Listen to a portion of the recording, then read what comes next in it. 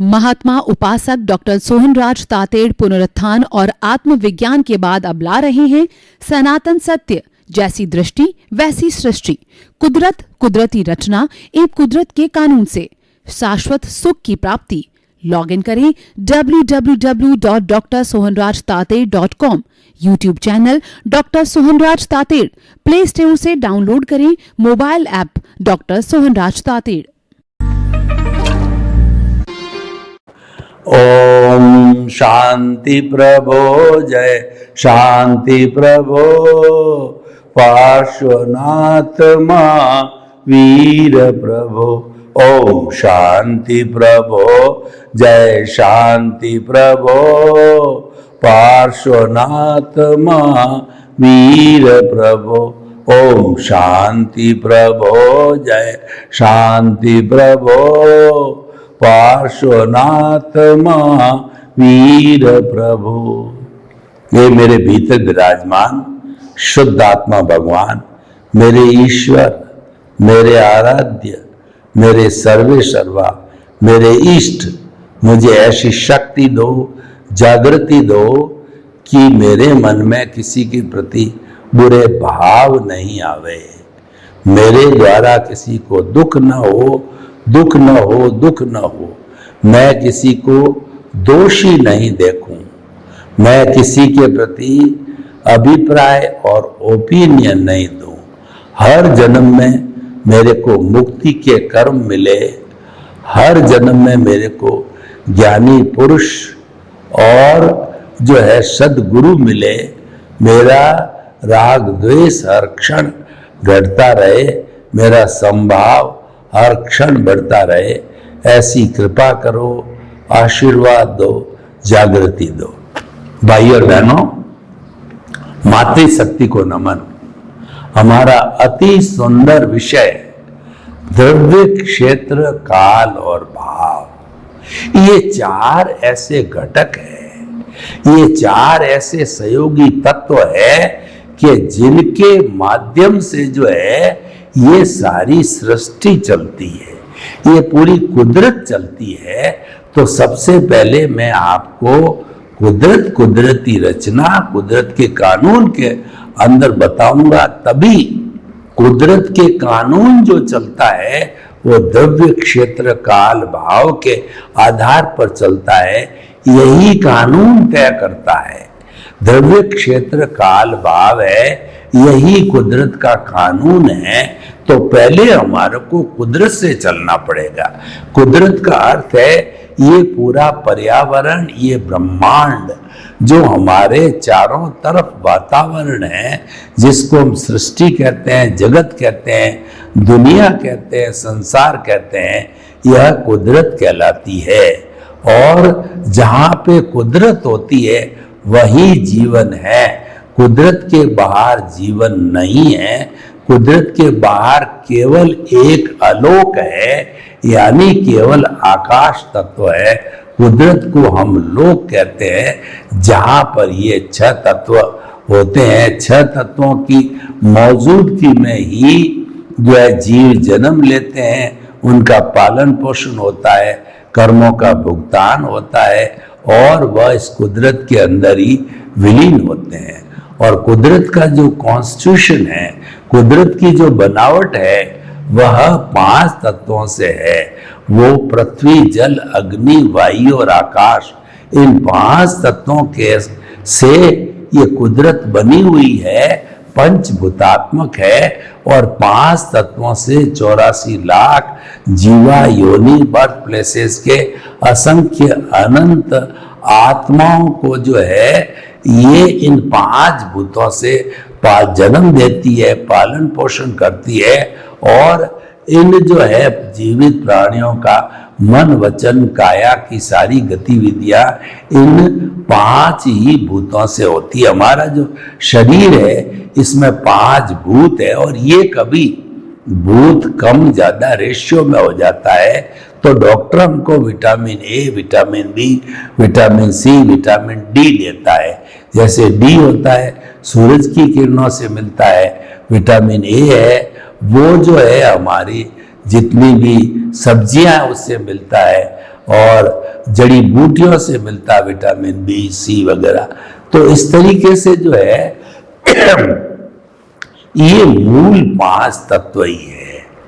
तो अब जो है जिन 6 द्रव्यों से कुदरत बनी है वो आपको बताना चाहते हैं, वो मुख्य बात है।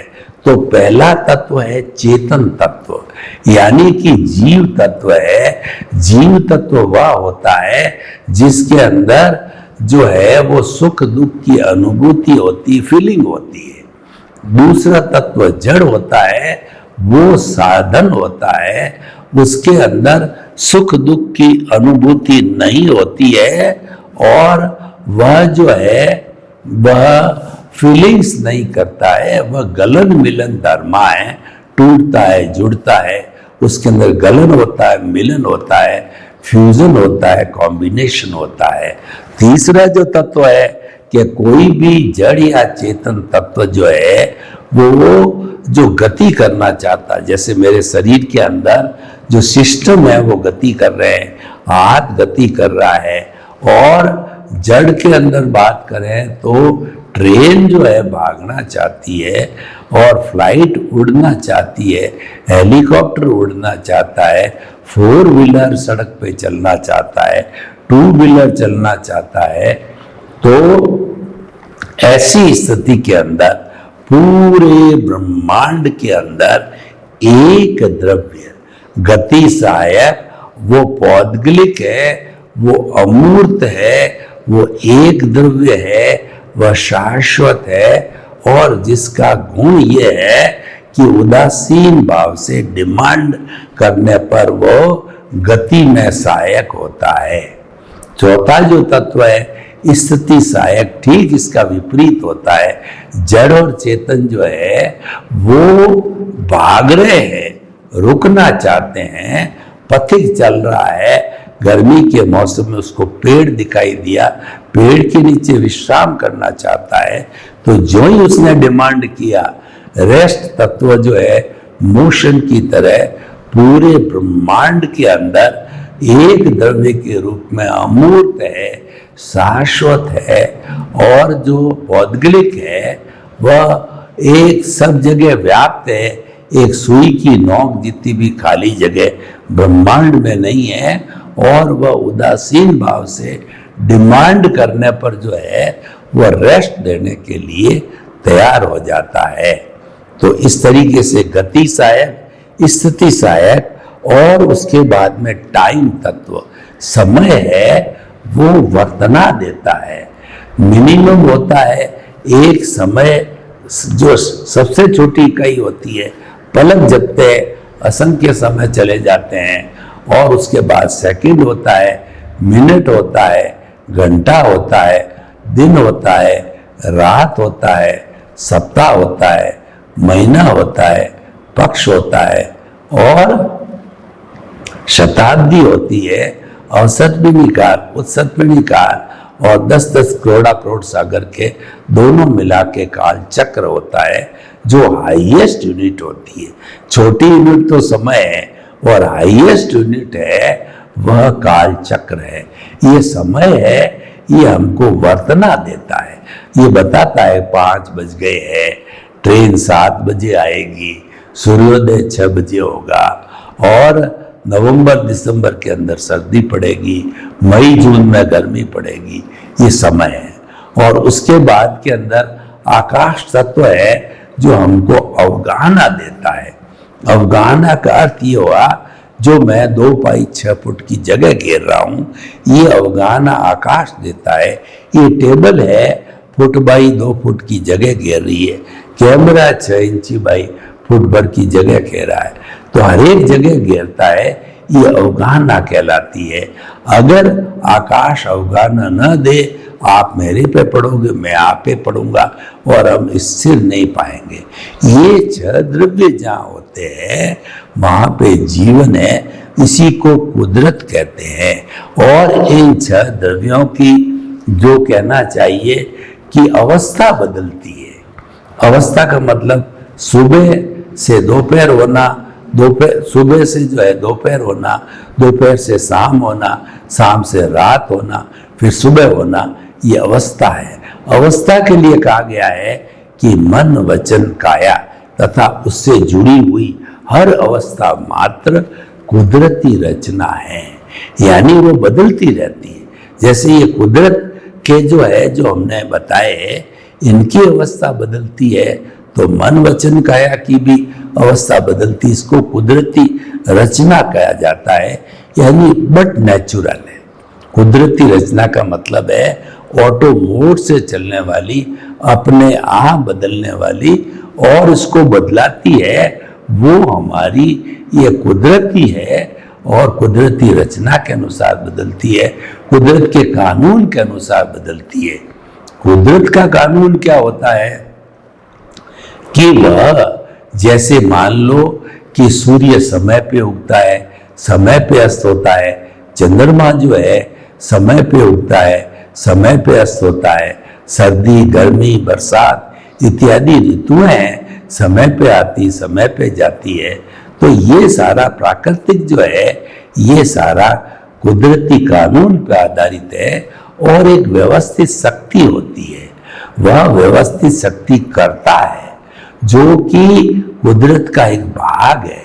पूरे ब्रह्मांड की जो करता है वह कुदरत है, उसका एक विभाग है, जो हम जिसको कहते हैं व्यवस्थित शक्ति, साइंटिफिक सर्कमस्टेंशियल एविडेंसेस।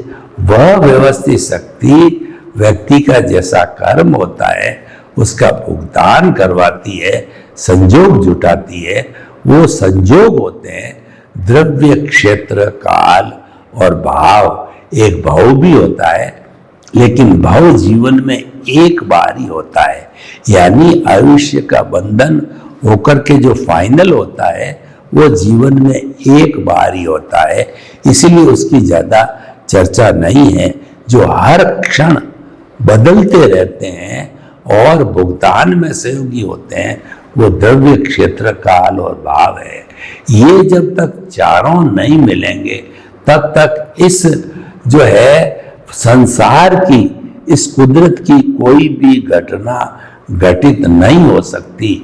चारों में से एक भी मिसिंग है तो घटना घटित नहीं होगी, और चारों की चारों मौजूद है तो घटना घटित हो जाएगी। कई बार हम जो कहते हैं कि हमने बहुत प्रयास किया, लेकिन प्रयास करने के बाद सफलता नहीं मिली, इसका कारण है कि द्रव्य, क्षेत्र, काल, भाव किसी में से एक ने हमको सपोर्ट नहीं किया। इसको दूसरे शब्दों में जो है, जो कहा जाता है काल, स्वभाव, कर्म, पुरुषार्थ और नियति। काल का मतलब समय हो गया, स्वभाव का मतलब योग्यता, और कर्म का मतलब यह है कि भाग्य, और पुरुषार्थ का मतलब जो है कार्य, सही दिशा में कार्य करना, और नियति का मतलब होता है संजोग। तो ये जो हमारा ये पांचों भी वही है जो कि द्रव्य, क्षेत्र, काल, भाव है, एक ही बात है। तो अगर ये पांचों से कोई काम होना होता है, पांचों मौजूद चाहिए। अगर नियति नहीं है तो वह काम हरगिज नहीं होगा। 100 बार करोगे तो भी जो है पांचों का रहना जरूरी है। तो जो विफलता मिलती है, इसका अर्थ हो गया इन पांचों में से कोई एक मिसिंग है, नियति को मंजूर नहीं, ये कहा जाता है। ये कार्य इसीलिए नहीं हुआ कि ये नियति को मंजूर नहीं। चार तो आपके पक्ष में थे, लेकिन जो नियति है वह मिसिंग हो रही थी, तो इस कारण से वह कार्य नहीं हो पाया। तो भाइयों बहनों, जैसा आज का हमारा विषय है द्रव्य, क्षेत्र, काल, भाव, तो ये कुदरत के कानून को डिसाइड करते हैं, और कुदरत इनके आधार पर ही चलती है। और ये संजोग द्रव्य, क्षेत्र, काल, भाव जुटाने का कार्य कुदरत करती है। ये तो घटक मात्र है। देखिए, मैं आपको कुछ 2-4 उदाहरण देके इसको सत्यापित करूंगा कि मान लीजिए मेरे बाल बहुत बढ़ गए हैं, तो बाल को मुझे कटाना है, तो मेरे मन में भाव आया कि गर्मी हो रही है, बालों को कटाना चाहिए। तो मैं क्या है कि जो जिस नाई के यहाँ रोज कटाता हूँ वहां पर गया, तो जाने पर मालूम पड़ा कि नाई तो घर पे गया हुआ है, वह भोजन करके आएगा। 4-5 लोग और लाइन में बैठे थे। तो मैंने कैलकुलेशन किया कि इसका पूरा मेरा नंबर आने में, यानी मेरे बाल कटने में, इस हिसाब से 1 घंटा लगेगा। लेकिन मैं तो घर पे किसी को बिठा के आया था, कह के आया था कि मैं 10-15 मिनट में आ रहा हूं, तो वो वापस लौट गया। क्यों? क्योंकि वो कार्य इसीलिए नहीं हुआ कि भाव तो मैंने किया, और द्रव्य मतलब नाई, नाई नहीं था। क्षेत्र का मतलब नाई की दुकान, वहां तो मैं पहुंच गया।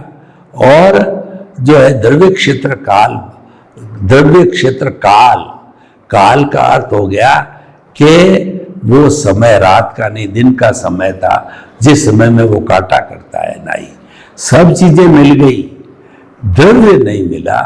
तो फिर क्या हुआ कि दूसरे दिन जो है फिर मैं वापस समय पे आया, तो समय पे उसी दुकान पे आया, नाई बैठा था, भीड़ भी नहीं थी। तो इसका अर्थ क्या हुआ कि तुरंत मेरा नंबर लग गया। मतलब अब जो है द्रव्य काम कर रहा था, क्षेत्र नाई की दुकान पे मैं पहुंच गया। काल का मतलब उस नाई के काटने का समय था, दुकान का था, उस दुकान पे गया। और भाव मेरे थे कि मेरे जो है बाल कटने चाहिए, और मेरे बाल कट गए और मेरा काम हो गया। तो ये स्थितियां जो है वो मैंने उदाहरण दिया, ये हर काम पे लागू होती है। इन चारों में से अगर कोई एक मिसिंग हो गया तो वह काम नहीं होगा। अब उदाहरण के तौर पे देख लीजिए कि बैंक से मुझे पैसा निकलवाना है, तो मैंने चेक भरा और मेरा अकाउंट बैंक में वहाँ बैलेंस है, तो मैंने भाव किए और भाव के अनुरूप ही चेक भरा। तो अब मैं उस चेक को लेकर के जहाँ बैंक है उस क्षेत्र में चला गया, और बैंक का 10 to 5 वर्किंग पीरियड होता है, उस समय में गया और भाव रूप में मैंने चेक बनाया था, वो लेने गया। लेकिन उस दिन बैंक की छुट्टी थी, इसका मतलब यहां भी द्रव्य मिसिंग है, काम नहीं हुआ। और दूसरे दिन जो है द्रव्य क्षेत्र काल भाव सब मिल गए और मैंने पैसे निकलवा लिया। देखिए, आपको किसी बहन बेटी की सगाई करनी है, तो वैसे ऐसा कहा जाता है कि विधाता जब बच्चा या बच्ची जन्म लेते हैं तभी किसके साथ क्या एंगेजमेंट होगा वो विधाता पूर्व निश्चित कर देता। हम भी यही कहते हैं कि जन्म से मृत्यु के बीच में आपकी मन की, वचन की, काया की कोई भी घटना घटित होती है तो वह पूर्व निर्धारित है, वह ऑटो मोड से चलती है, वो मैकेनिकल जो मोड से चलती है, उसके अंदर कोई फेरबदल नहीं हो सकता। और वो द्रव्य क्षेत्र काल भाव के आधार पर भुगतान होता है, उस हिसाब का वो हमको परिणाम मिलता है, हमारा उदय प्रारब्ध पूरा होता है। मैं आपको उदाहरण बताऊं, आपकी बहन है या आपकी बेटी है, आपको उसकी सगाई करनी है, तो वह सबसे पहले काल यानी गवर्नमेंट के रूल के अनुसार जो है वह 18 साल की हो गई, काल पक गया, वो शादी के लायक है। और भाव का मतलब आपने भी कहा कि भाई टाइम से शादी होनी चाहिए, और ये आपकी बेटी के भी मन में आ गया कि भाई समय पे शादी कर लेनी चाहिए। वो 21 साल की थी, 18 साल में तो मैंने माना। तो अब जो है आप देखिए कि वह सारी जो हो गया, तो हम एक लड़का देखा तो क्या उस लड़के के गुण नहीं मिले, उसका व्यवहार सही नहीं था, एक देखा, दो देखा, चार देखे, पांच देखे, तो ये ऐसा क्यों हो रहा है? क्योंकि इसको हमें रोकने वाला काल, स्वभाव, कर्म, पुरुषार्थ और नियति, पांच कहिए, या जो है द्रव्य, क्षेत्र, काल, भाव में से कोई न कोई एक भी हाजिर नहीं, एब्सेंट है, वह रोक रहा है। अब देखिए कि जब जिसके साथ विधाता के जो लिखा हुआ था वो लड़का सामने आया, लड़के को लड़की पसंद आ गई और लड़की को लड़का पसंद आ गया, पेरेंट्स को पसंद आ गया, उसकी आयु भी सूट कर रही है और उसका नेचर भी सूट कर रहा है, उसकी एजुकेशन भी सूट कर रही है, यानी सब चीज, गुण भी मिल रहे हैं, सब चीज सुटेबल हो गई। इसका मतलब द्रव्य, क्षेत्र, काल, भाव मिल रहे हैं और दोनों का पूर्व निर्धारित होने से वो द्रव्य, क्षेत्र, काल, भाव मिले।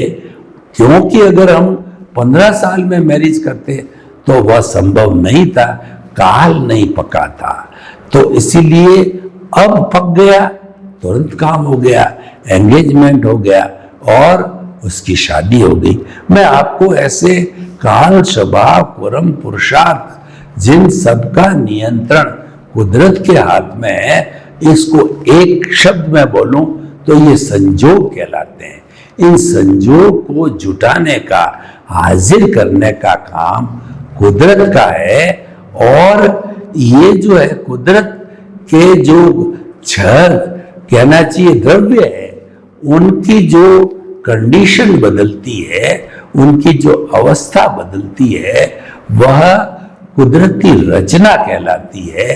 कि आज हम बच्चा जन्म लेता, बच्चा होता है, फिर 5-10 साल का बड़ा होने पे किशोर होता है, फिर जो है वो 21 के पार हो जाता है, युवा हो जाता है, 45 के पार होता है, प्रौढ़ होता है, 60 के पार होता है, वृद्ध होता है। ये अवस्था है, ये बदलती रहती है, ये जाने के लिए आई है। अवस्था जा रही है, आ नहीं रही है, इसको समझो, ये समझना जरूरी है। क्योंकि दुख जा रहा है।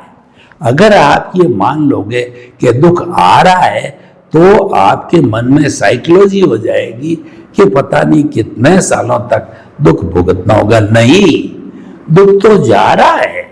अब जाने वाला 1 मिनट भी लगा सकता है, 2 मिनट भी लगा सकता है, सेकंड भी लगा सकता है, और जो आ रहा है पता नहीं आकर के या कितनी देर बैठा रहे और कब जाए, तो वो तो समय लेगा।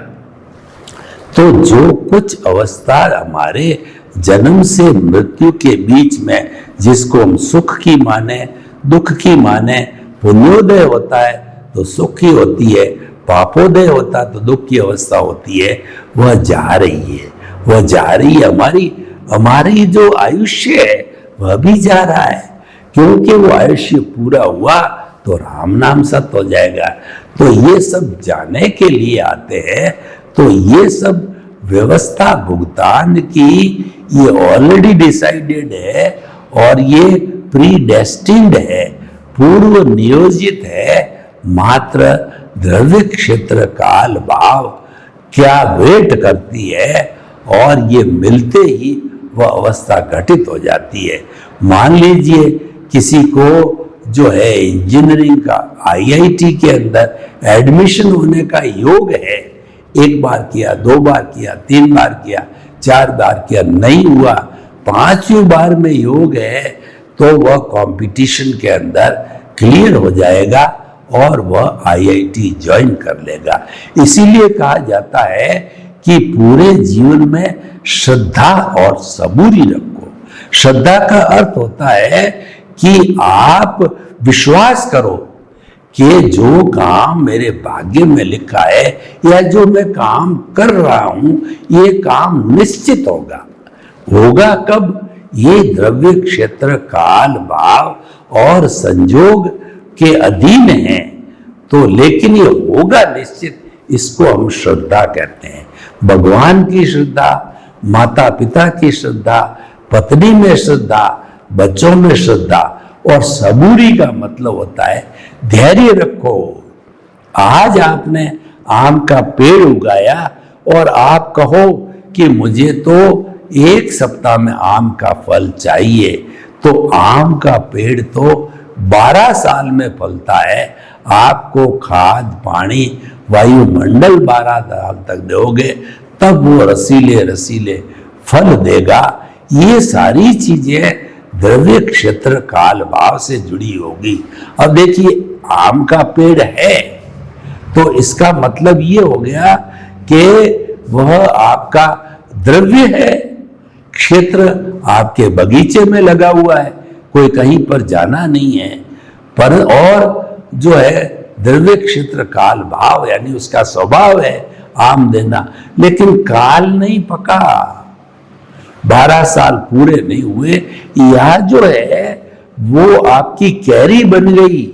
तो कैरी को भी आम पकने के लिए समय चाहिए, तो वह काल के अधीन होता है।